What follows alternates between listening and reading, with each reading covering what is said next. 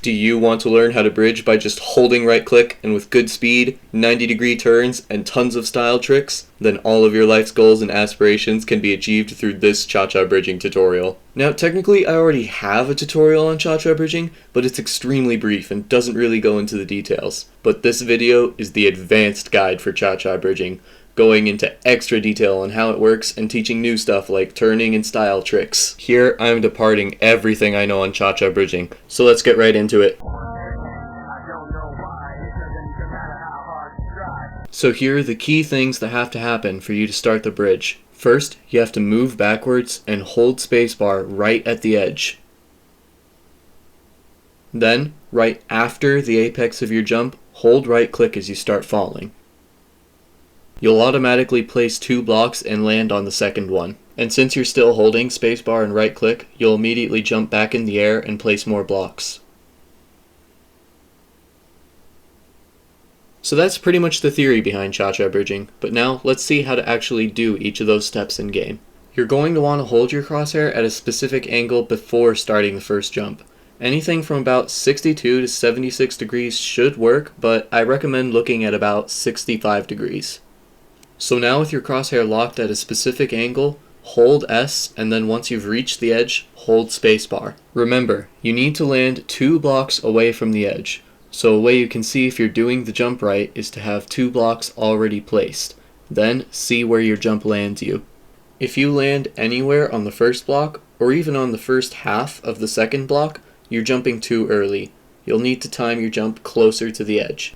Now for actually holding right click and placing blocks. After you've made the first jump, you wait until you've reached the peak of that jump, and wait until you just barely start to fall. It's in that moment right after the apex of the jump that you want to hold right click. But if you place your first block on the top of the edge, then you're holding right click too early in the jump.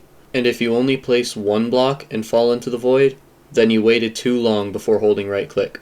You have to hold right click immediately after feeling the peak of your jump. Starting the bridge is definitely the hardest part, but the more you practice it, the more consistent you'll get at it until it's basically like riding a bike.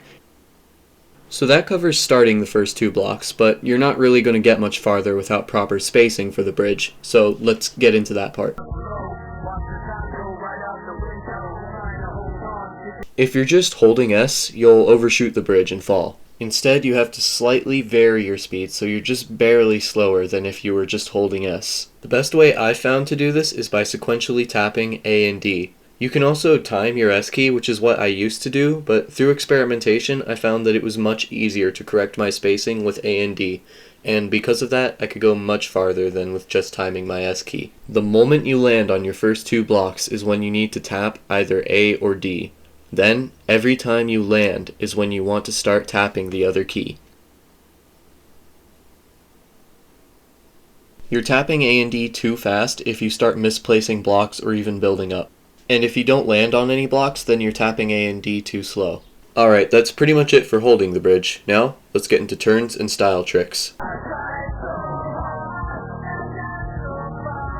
So, everything past this point requires you to be consistent at starting and holding a regular cha-cha bridge. So, while you can do whatever you want, I recommend that you master the basics before getting into these techniques. Turning is pretty simple. Once you land on a second block, release S and press W, as well as A or D, depending on the direction you're going. Hold spacebar until you place the top block. Then, release it and wait until you're on the edge of the top block to hold it and start a new bridge. You can also turn without changing your elevation, but I think the extra elevation you get from turning this way is a good thing to have.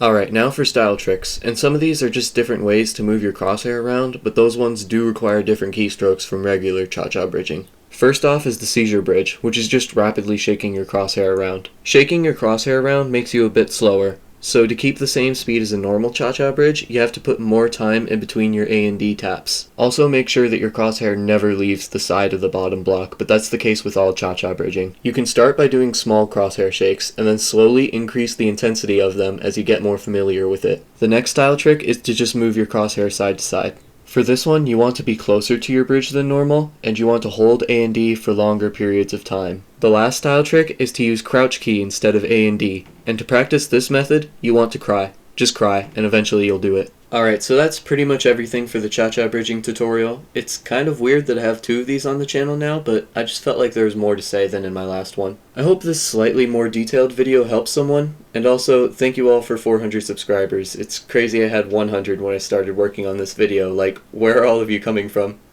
Anyways, thank you all, and I'm Padam. Bye. I don't know why, it doesn't even matter how hard you try. Keep that in mind, I designed this line to remind myself.